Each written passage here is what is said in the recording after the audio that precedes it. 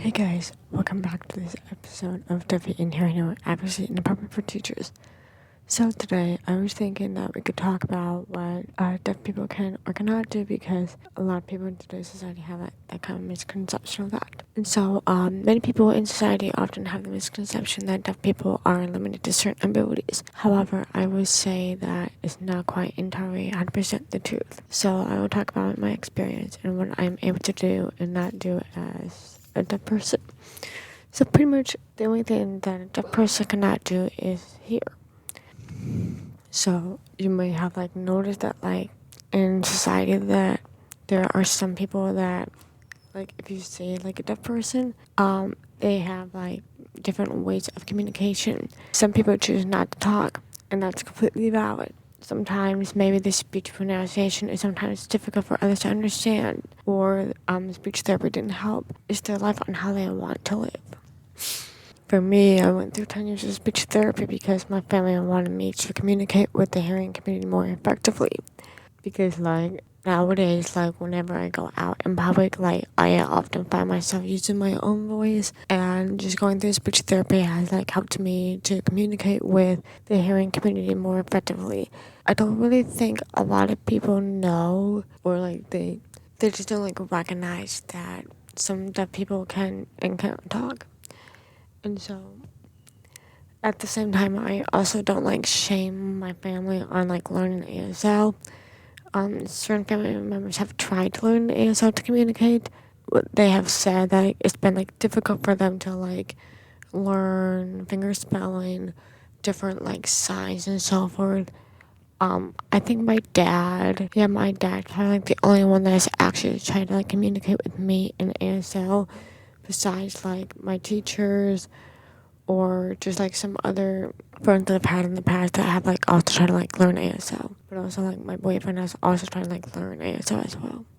And so basically I just kind of give a round of applause for those that have helped to try to learn ASL to communicate, to broaden my horizons on communication. So in simple terms, that people cannot hear. Although deaf people do have what you call assistive hearing devices such as cochlear implants or hearing aids, there is a spectrum of level on which a person's deafness can fall on. Unfortunately for me, my deafness is more on the sensory narrow to profound hearing loss range, which is bad. It's more severe.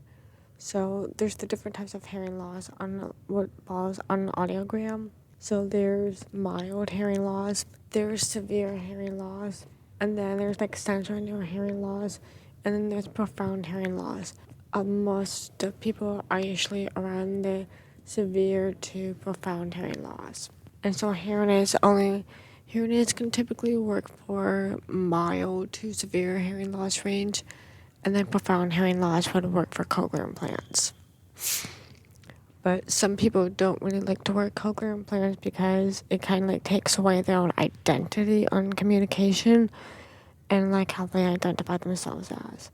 For me, I kind of identify a little bit with the deaf community, but not really too much of my own identity within that community because I've just been more exposed to the hearing community. But yeah, the deaf community, they're often part of their own culture. They have their own etiquette, manners, and how they respond to certain situations. They have their own history, and the hearing people should not take that away, because the deaf people have come through a lot within the past century. Because if you listen to an episode about deaf history, where the Milan Conference in 1880 to decide whether or not how to educate deaf people and how to educate the deaf children and how to help them to be more educated, and it's a lot that's happened. So it's ultimately up to the hearing community if they want to learn more about the deaf community, but it comes at a price. So currently at the university that I attend, the professor has made it well established that if you go to a club or event or something like that, to try to like learn as much ASL as you're able to, and try to communicate as much in ASL as you're able to. You can like finger spell, but like try to like pick up on some newer signs, because like absolutely no voice can be tolerated, because that's kind of disrespectful to the deaf community, because we had to like learn how to like learn in our own style of communication and learning how to like hear and everything. And so it's just important for others to know that. And some may know that like on the phone sometimes, some may use talk to relay text messaging, relay text to, there's different options. So TTY or TTY, they can be sign language interpreters or anything that doesn't involve being on the phone as much. Personally, I don't really use TTY or RTTY because I tried it like once or twice, but didn't really find much use out of it. So instead, I use Program Plan to talk to my family on the phone. There has been multiple occasions where I have felt ashamed of listening on the phone or speaker. I can go into depth into those scenarios. So, for getting a job, I was at the McDonald's job interview. The manager had called me, and I was like watching TV, and like I saw this phone number like come across on my phone that was like very familiar, and I was like very confused of what it was. I'm like, oh, my mom told me that it's like an area code for like the local community nearby. So I picked up the phone, and I had a difficult time understanding the manager. So I just kind of like flat out rejected the job offer because I couldn't really understand what the manager was trying to like tell me about. And so the next day I had went into McDonald's and talked to them about the situation, what was happening. I mean, I did get the interview, but I didn't get the job. And that just kind of like what helped me to like move forward with the process of learning how to like apply for jobs. Like there's also been like numerous phone calls to family and friends where I've had like some of my friends that call me, but I haven't been able to like understand them that well on the phone. So one of the other ways that I can like talk to them is by using like a video call. But I don't really like to use video calls either because it's a lot of like, I use my cochlear implants on the phone, and sometimes that can be difficult. Just kind of like listening to other audio, and sometimes listening to other like friends too. Like, and also like other family members, like they've also had to repeat stuff to me because I didn't quite catch them on the first try. So I'm like, okay, what did he say? Like I felt bad about it. So I just try my best to like listen as much as I'm able to on the phone calls, and then just not worry about it. There was also like a point in time where I had to call the courthouse for like taxes, and I had like asked this lady, and I'm like, I'm gonna just like look up the cost like for something for me real quick. She thought I was talking about property taxes, and I told her I didn't have property taxes. I was just like wanting to know more about my car registration, and she was like, I really can't do anything for you about it. And it was something that my mom had also wanted me to do, was to call them and ask about it. And I knew she would ask me if I did call. So I tried calling, and I just had like a huge meltdown for a while after that. And then if you also go to like intercoms, like on the drive-up intercom like speakers, I typically try to avoid intercoms at all costs because it's very difficult for me to understand what the speaker is telling me to do. So I haven't tried the experience of just like showing my phone or like showing the order to the person that's taking my order. I haven't done that yet, but yeah, like it's just difficult for me. Like audio is just kind of difficult for me sometimes. And then sometimes like talking on the walkie-talkie can also be like difficult too, because like I know at my job, sometimes like listening to walkie-talkies, like it can be very like static. And before when my team lead at the time was like, you don't really need to use a walkie-talkie, like you can just like walk back and forth to like the back rooms. She was like, Yes, we're gonna try to figure out a way that you don't have to like use the walkie-talkie as much. So nowadays, I just ask someone that has a walkie-talkie, and like sometimes like I can ask like, "Hey, do you have a walkie-talkie?" And like if you do, like, can you just like tell someone to like meet me somewhere for like technology, or just tell like the attendant to go on my break or something like that. And usually like they're usually on it, but sometimes I have to like get after them about it. But yeah, pretty much that people can pretty much do anything except to hear. So like working, like we can excel at our workforce. We can be educated, just using different forms of communication. Sometimes you might not also know, but like that people can also drive. And I feel like from my own personal experience, that people tend to typically have more like they're more aware or more alert on the roads. And so, yeah, we're more visually spaced because we're like trying to focus more on the roads, and we don't like listen to a lot of people. Like we don't have to like listen to like the music playing on the radio that hearing people do.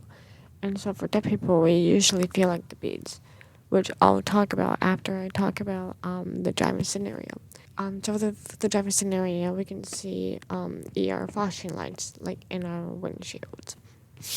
And so I remember that my mom actually got mad at me once for pulling over to the side of the road because she didn't even recognize that there was like flashing lights coming like a mile away. Like I had pulled over to the curb like outside of town, and my mom like totally freaked out, and she's like, "What are you doing? Like, why are you pulling over?" I'm like, "There's flashing lights, mom. Like there's the flashing lights coming from a distance." But yeah, she didn't even knows about it until like she heard it like I think like about a half a mile later. And so I remember like the first time that I was pulled over, I recognized flashing lights because I was going 69 in a 55-mile-per-hour zone. It was right after I had gotten off work. And anywho, it was a good thing that I was like more like visually aware of that because because it was my first time being pulled over. It was also like an area where you could get ticketed a lot for like pretty like hefty fines. The police officer ended up letting me go for that one time because it was my first time, and I never had gotten like pulled over or anything like that. Like I was always like pretty much like a goody two shoes, and so they're like, I'm just gonna let you go, but like just be careful for future references. Just be safe, be careful on the roads. And I'm like, yes, absolutely. Like I will do my best. And so I ended up driving the entire way home under the speed limit because I was so panicked and scared that I was gonna like get pulled over again. And then I remember when I got home, I'm like, how do I tell my mom that I almost got pulled over? Like, how do I tell my mom that is this gonna like impact our like driving insurance? Like, is this gonna impact anything at all? And I think my mom realized that something was wrong because after she had gone out of work, she had called me and she was like, "What's going on?" And I'm like, "What do you mean what's going on?" Like she was like a little bit like worried or something like that because like she had also like noticed that I was about to cry, and I told her how I got pulled over, and she told me that it was very lucky that they let me go just that one time because hefty fines could have occurred. So from since then, I like whenever I'm driving, I always like check for visual awareness, just because like not a people recognize things. There's like a lot of so people like me can like recognize flashing lights pretty like quickly or immediately because we're more like visually alert. And I remember like a few times that like I've taken my sister out for driving sometimes.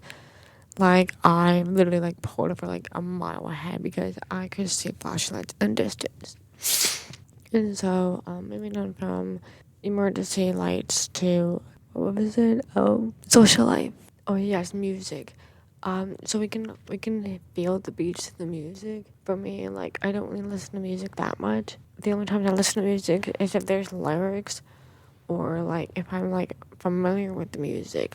Unfortunately, I mean, Yeah, like deaf people can enjoy music in their own way. Like I personally just enjoy music when I can like feel the beats or like feel the vibration to the music. And then um, another thing that I might talk about is that deaf people can also dream. Um, you might, if you look at like different like misconceptions about deaf people, we can dream. I feel like we can get better sleep though when we dream because like we have like sounds off and hearing people don't have sound off. They're constantly listening to sounds 24/7 because like you might have to hear like a dog barking in the background or hear a person snoring. Deaf people don't have to deal with any of that because all sound is just completely off.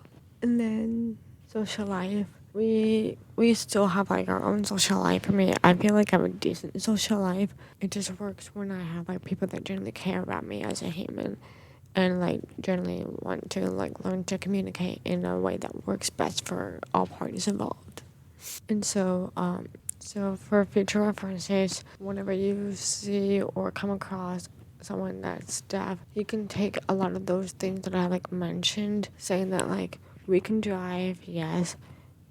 Just use like flashing lights, maybe like turning off the radio for like 5 or 10 minutes and seeing how like that does, and just saying like if you realize there's like ER lights or something like that, and you're like, wow, I didn't recognize that. Like maybe you could like put that into practice. And then just communication, I would just say maybe try like going out to like a deaf event and seeing how like they interact with each other and trying to like expose yourself more to that and just kind of like seeing what it'd be like to live as a deaf person. And so I hope you enjoyed today's episode. If you want, you can certainly subscribe to the channel. You can also like leave me like a review and I'll try to see what other content I can push out that you guys might want. Otherwise, I hope you have a wonderful rest of your day and just remember, be the voice.